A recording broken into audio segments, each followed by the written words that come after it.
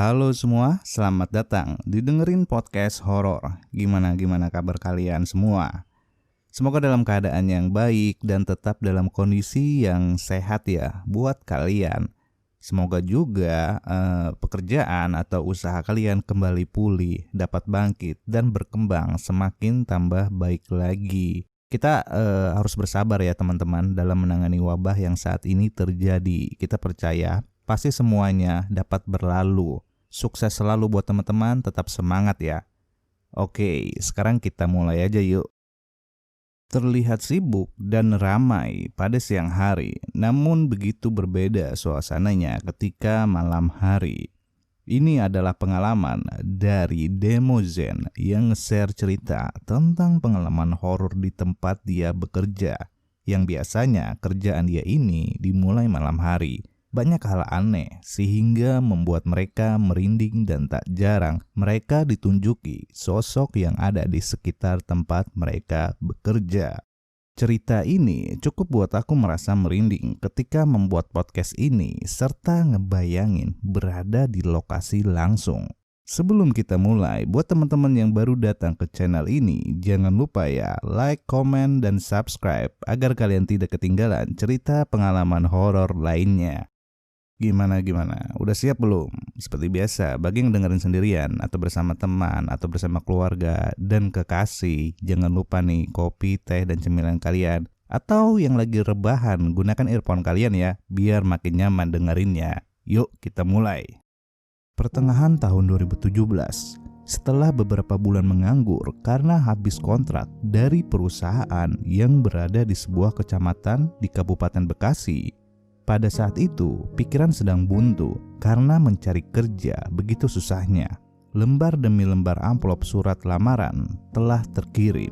Namun tak kunjung jua mendapat balasan dari perusahaan yang diinginkan. Frustasi tentu saja. Terlebih biaya hidup di ibu kota yang mahal membuat tabungan semakin menipis karena kebutuhan. Sebagai anak perantau, keadaan yang seperti ini tentu menyulitkan. Yang dipikiran hanya terus berusaha mencari pekerjaan untuk memenuhi kebutuhan. Sampai akhirnya pulang kampung menjadi suatu pilihan. Opsi terakhir yang sulit, namun hanya itu yang harus dilakukan. Karena tak kunjung mendapat pekerjaan, saya pun memutuskan pulang ke kampung halaman, menaiki mobil di bawah jembatan layang. Tak lama, mobil bus yang saya tunggu akhirnya tiba. Saya meninggalkan kota ini dengan sejuta kenangannya, kembali ke kampung halaman yang memang sudah dirindukan orang di perantauan. Selang beberapa jam, saya sudah sampai di jalur Pantura, tepat di mana saya turun dan dijemput kawan yang memang saya sudah suruh sewaktu dalam perjalanan. Sembari istirahat, saya memesan 2 gelas kopi hitam. Kok ada kabar apa di desa? Tanya saya memulai percakapan. Musim tuyul di desa lagi pada geger. Hati-hati uangmu, sembunyiin. Jawab antusias Jiko sembari mengepulkan asap rokok dari mulutnya. Waduh, ada-ada saja desaku. Salah apa sih sampai terus diteror? Saya menjawab dengan nada kesal. Setelah kopi tinggal setengah gelas, saya pun mengajak Jiko untuk pulang karena memang badan ini sudah sangat lelah karena menempuh perjalanan yang jauh. Balik yuk, pegel kok. Kami pun pulang mengendarai motor metik Jiko. Jalan menuju rumah tak berbeda, nampak sama seperti dulu saya tinggalkan. Jalan yang rusak menjadi pemandangan yang biasa di sini. Sore hari, ketika saya sampai depan rumah, disambut orang tua yang tengah duduk di depan rumah. Saya mencium tangan dan berbasa-basi sebentar, sementara Jiko hendak bergegas pulang. Kok nanti malam kumpul di tempat biasa ya? Sembari menjalankan motornya. Saya masuk ke dalam untuk beristirahat. Malam pun menjelang. Menimbun semua pemandangan indah di desa. Begitu sunyi, sepi, sangat berbeda dengan suasana kota. Tak ada mobilitas orang yang sibuk dengan pekerjaannya, hanya ada suara binatang malam yang menenangkan. Saya pun berkumpul di tempat yang dijanjikan. Berbasa-basi dengan teman-teman menjadi perbincangan sepanjang malam. Tak terasa waktu sudah menunjukkan 11 malam. Sebulan berlalu, pekerjaan tak kunjung didapatkan. Saldo di tabungan sudah tidak bisa membuat tenang. Namun, akhirnya yang dinanti tiba, sebuah tawaran pekerjaan di ibu kota membuka asa. Sebuah proyek di Jakarta membutuhkan pekerja. Saya diajak teman saya, Able, dan adiknya Roni.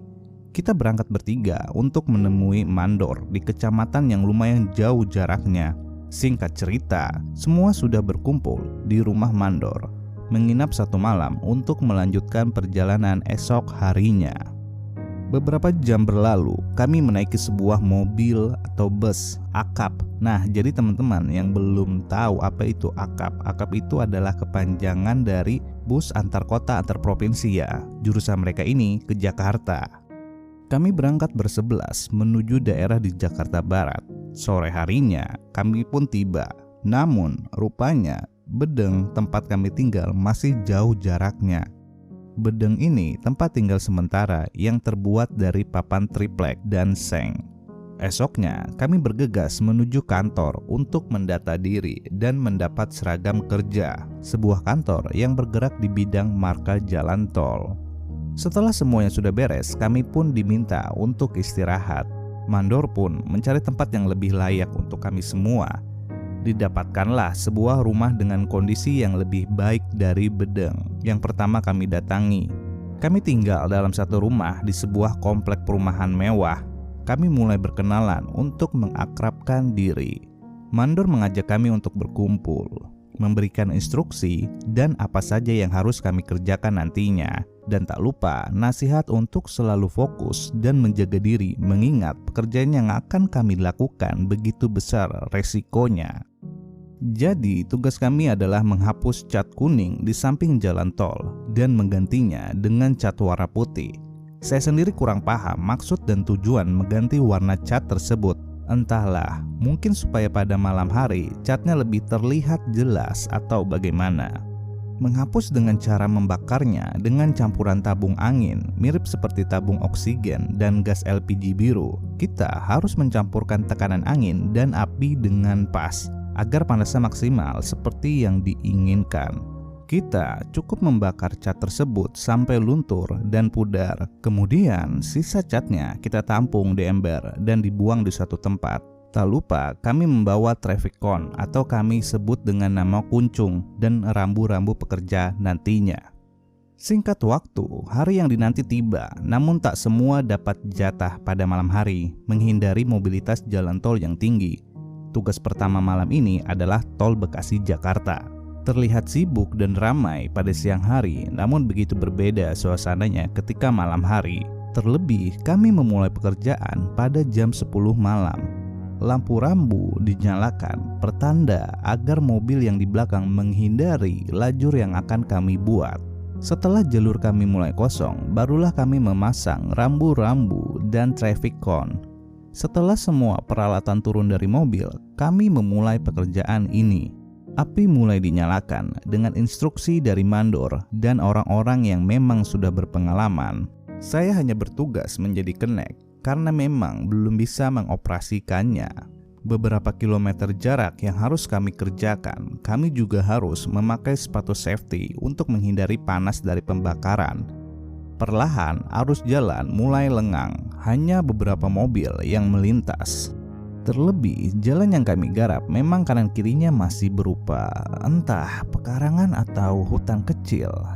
Jam 12.30 saya beristirahat di bawah jembatan. Tercium bau busuk yang begitu menusuk. Saya pun membicarakan hal tersebut kepada Ujang yang memang sudah berpengalaman di sini. Dan benar saja tidak boleh beristirahat di bawah jembatan karena memang di situ adalah tempat mereka yang tak kasat mata. Ujang menyuruh untuk tetap fokus dan menghindari segala sesuatu hal yang ganjil nantinya. Hari demi hari berlalu, saya pun sudah siap memakai alat pembakaran tersebut. Semua dilalui dengan aman tanpa ada gangguan hingga kami pindah di jalan tol yang lain. Hal yang sama kami lakukan sebelum memulai pekerjaan, yaitu membuang arus mobil untuk ke tengah. Sampai kami tiba di suatu tempat tujuan. Setelah semua rambut terpasang, barulah kami memulai pekerjaan. Terlihat kanan kiri masih berupa hutan yang gelap. Perasaan tak enak muncul seiring malam yang telah larut. Able yang biasanya banyak tingkah mendadak menjadi pendiam. Kebetulan saat itu saya, Able, dan Roni berada dalam satu tim. Sikap dan sifat Roni memang berbanding terbalik dengan Able. Roni seorang yang pendiam, tak banyak bicara, sementara Able banyak tingkah, pecicilan, dan banyak bicara. Namun entah kenapa mereka berdua nampak kompak, tak ada yang berbicara, hanya fokus terhadap pekerjaan mereka. Kami menggarap marka di perbatasan Bekasi Kerawang. Kanan kiri masih hutan lebat nan gelap.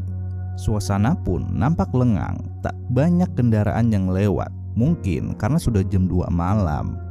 Saya pun buru-buru untuk menyelesaikan pekerjaan agar cepat pindah ke tempat lebih ramai dan terang. Saat sedang fokus bekerja, tiba-tiba Able bertingkah seperti orang yang sedang kebingungan. Ia nampak resah dan gelisah, sedari tadi hanya memandang seberang jalan yang sepi dan gelap. Nah, sekarang saya akan bercerita dari sudut pandang Able. Sedari tadi absen di kantor, memang badan terasa sangat lelah, bahkan sesekali hampir jatuh lemas, entah kenapa. Ketika sedang bekerja, saya menoleh pandangan ke seberang jalan, tampak wanita yang melambai-lambaikan tangannya. Namun wajahnya tak nampak karena menunduk, tertutup rambut panjangnya, tangan putih pucat dengan kuku tangan yang hitam dan panjang. Dia berteriak menyuruh saya menghampirinya. Awalnya saya tidak menghiraukannya, namun lama-kelamaan suaranya seperti menghipnotis. Entah kenapa tubuh saya seperti tertarik ke arahnya. Saya pun bingung memastikan dia manusia atau bukan. Saya begitu gelisah, namun suaranya seakan terus menarik saya untuk menghampirinya. Kurang lebih seperti itu keterangan yang saya dapat dari Able. Sesaat Able terlihat tengah menyeberang jalan. Saya kaget melihatnya tengah berada di tengah jalan, namun pandangannya lurus ke depan, tak menghiraukan kiri dan kanan jalan. Mulai banyak mobil yang berseliweran. Able berteriak. Terserempet sebuah mobil sedan hitam yang sedang melaju kencang.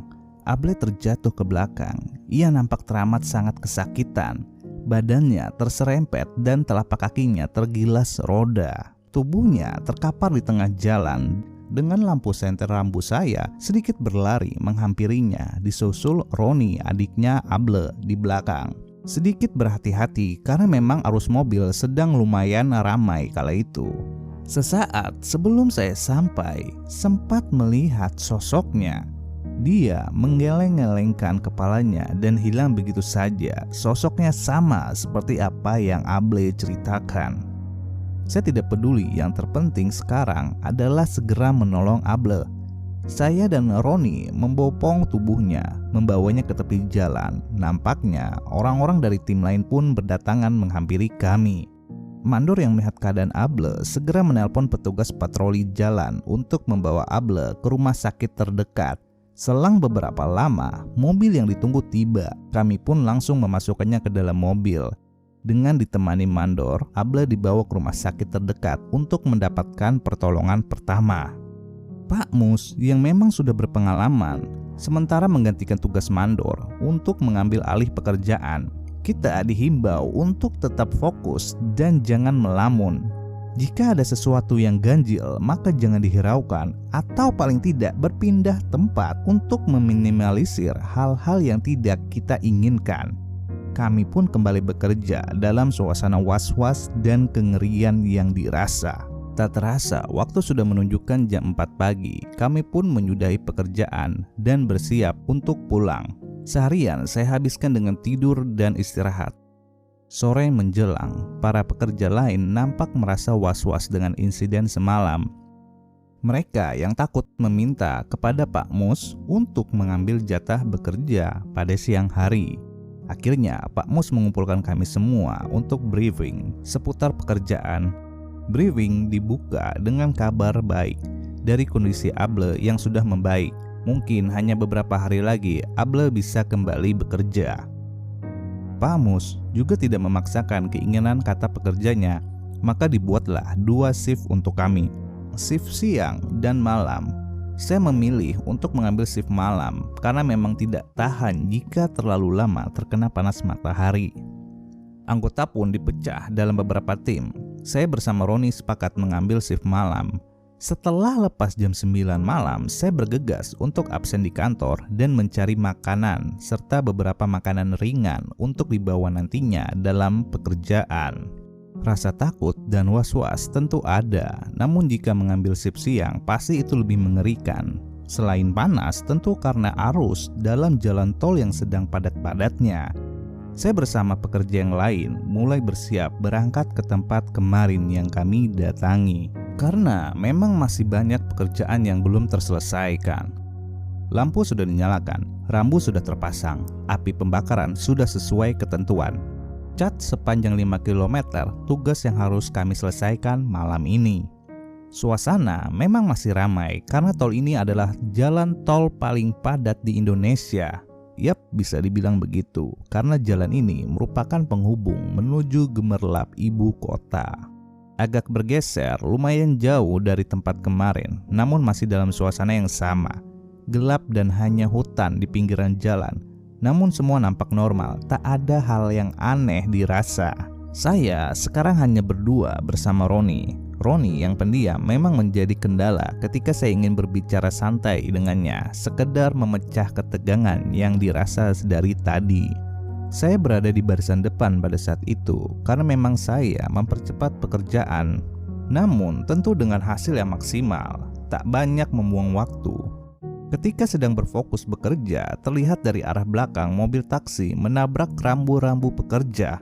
Semua yang di belakang berlari ke arah depan menghindari laju mobil yang seperti hilang kendali. Bahkan ada yang sampai menghindar ke arah jalan sebelah. Setelah menabrak beberapa rambu mobil, taksi salah satu maskapai terkenal tersebut berhenti. Mas Anton yang memang berada dekat dengan mobil segera menghampiri sang sopir. Kaca digedor dengan perasaan marah tentunya karena memang membahayakan kami semua. Sang supir membuka kaca samping kemudinya. Sang supir yang berusia parubaya terlihat gemetar, bahkan untuk berbicara pun tergagap. Pak Mus juga segera menghampiri sang sopir, menyodorkan minuman supaya Pak sopir lebih tenang perasaannya. Setelah lebih tenang, Pak sopir pun bercerita sewaktu dia mengendalikan mobilnya, terlihat kain putih turun ke bawah dari kejauhan dan menghalangi laju mobilnya. Pak sopir pun membanting setir ke kanan sehingga menghantam rambu-rambu yang kami pasang. Saya yang mendengar hal tersebut segera mengajak Roni menjauh, menghisap sebatang rokok sekedar untuk menjernihkan pikiran atas apa yang sudah terjadi. Sementara para pekerja lain membetulkan rambu ke posisi semula, kami semua sejenak beristirahat. Untuk sekedar beristirahat dan menenangkan tubuh dan pikiran, entah kenapa waktu terasa sangat lama. Kami pun memulai pekerjaan tepat jam 12 malam. Kini arus kendaraan nampaknya sedikit lengang. Saya berdoa dalam hati meminta perlindungan kepadanya, Tuhan pemilik semua. Sekarang saya hanya fokus sambil sesekali mengajak Roni berbicara. Hanya tinggal beberapa ratus meter lagi pekerjaan saya selesai. Karena dirasa masih lama waktu untuk mengakhiri bekerja pada malam ini, saya pun memutuskan untuk beristirahat di bawah jembatan. Saya mengajak Roni untuk sekedar memakan bekal yang kami bawa. Sedang tengah asik makan, saya mencium bau seperti kabel yang terbakar. Ah sial, apalagi ini? Tak hanya saya, Roni pun mencium bau tersebut. Saya mencari sumber dari mana bau ini berasal. Hingga saya mematung terdiam untuk sekejap karena melihat orang tengah merangkak di bawah beton jembatan. Sosoknya begitu kurus dengan rambut panjangnya. Saya pun memalingkan pandangan, segera mengajak Roni untuk meninggalkan area ini. "Ron, pindah aja yuk," pintaku padanya. Roni tak mengetahui akan sosoknya, sedikit mengelak karena sedang asik menikmati makanannya. Lah ada apa sih, lagi enak makan ini? Udah ayo pindah aja, saya sedikit memaksa. Nampaknya dengan berat hati, Roni pun menuruti dan segera pindah dari area bawah jembatan yang melintang di atas jalan tol ini. Dirasa sudah jauh dari area jembatan, kami pun kembali melanjutkan makan. Bodoh amat dengan hal tadi, urusan perut sudah tak bisa ditawar lagi. Setelah selesai makan dan menghabisi sebatang rokok, kami pun melanjutkan pekerjaan hingga saat yang dinanti tiba. Terlihat mobil kami sudah memajukan langkahnya, pertanda pekerjaan kami sudah usai dengan sedikit cepat dari hari biasanya. Kami pulang pukul 3 malam. Perjalanan pulang dilalui tanpa kendala. Setibanya di kantor, saya langsung absen dan segera pulang ke rumah kontrakan. Setelah mencuci muka dan mengganti seragam, saya langsung merebahkan tubuh ini yang sudah sangat merindukan tertidur dengan indahnya impian. Saya terbangun di kala matahari sedang berada di puncaknya. Hawa panasnya membuat keringat di kening ini menetes. Ya memang di sini tak ada kipas angin apalagi AC. Ventilasi udara hanya melalui jendela dan pintu yang sengaja dibuka. Selain karena hawa yang membuat gerah, saya terbangun karena terganggu akan suara obrolan telepon di samping saya. Rupanya itu adalah Able. Saya bersyukur sekaligus kesal dibuatnya. Bagaimana tidak, ia menelpon dengan nada yang keras mengganggu siapapun yang mendengarnya. Wah, Able kayaknya udah balik dari rumah sakit nih teman-teman. Able hanya mengenakan sarung dari celana boxer pendek dengan asap mengepul dari sebatang rokok yang ia bakar. Walaupun berada di daerah kota, namun nampaknya Able masih setia dengan sarung dan celana pendeknya, pakaian yang sama seperti ia kenakan di kampungnya. Terucap godaan dan rayuan manja dari mulutnya, menggait janda kampung pujaan hatinya. "Ble, sehat?" tanyaku padanya. "Ya waras, masa gila?" jawabnya setengah ngotot. Saya hanya tersenyum mendengar jawabannya. Terlihat Able menggunakan sebuah tongkat kayu untuk ngebantunya berjalan, karena memang kakinya masih bengkak dan lebam, buah dari kejadian kemarin. Nih anak keadaannya begitu masih aja ngeselin, umpatku dalam hati.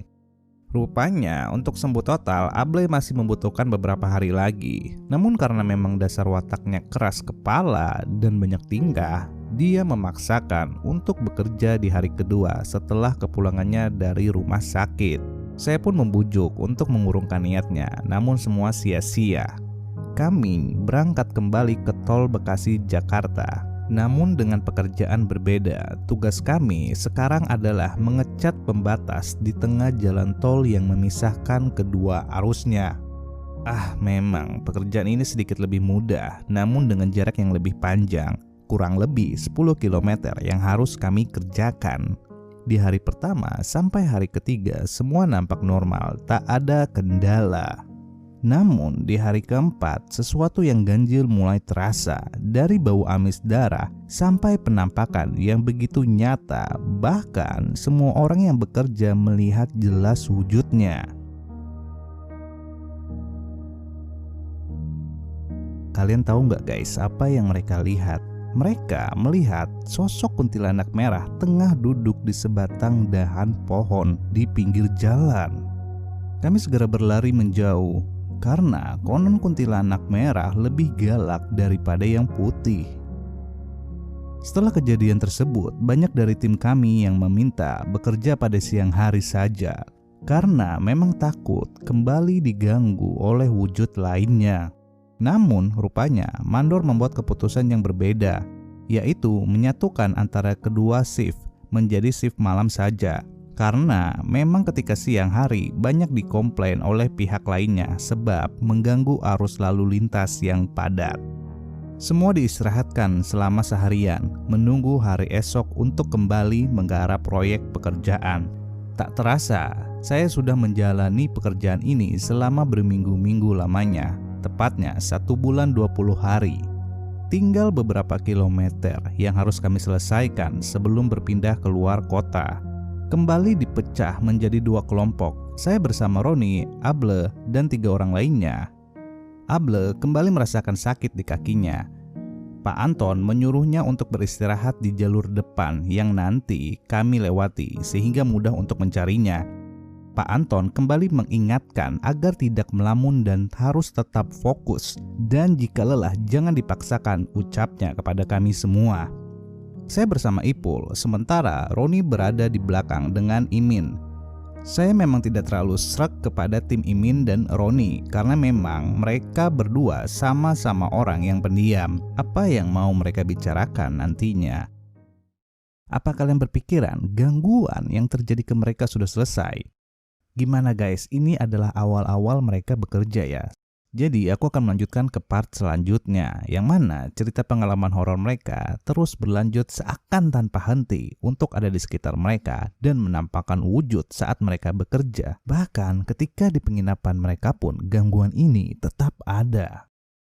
Jangan lupa ya like, komen, dan subscribe agar kalian tidak ketinggalan cerita pengalaman horor lainnya. Aku Bang Cuy pamit undur diri. Sampai ketemu di cerita selanjutnya. Thank you semua.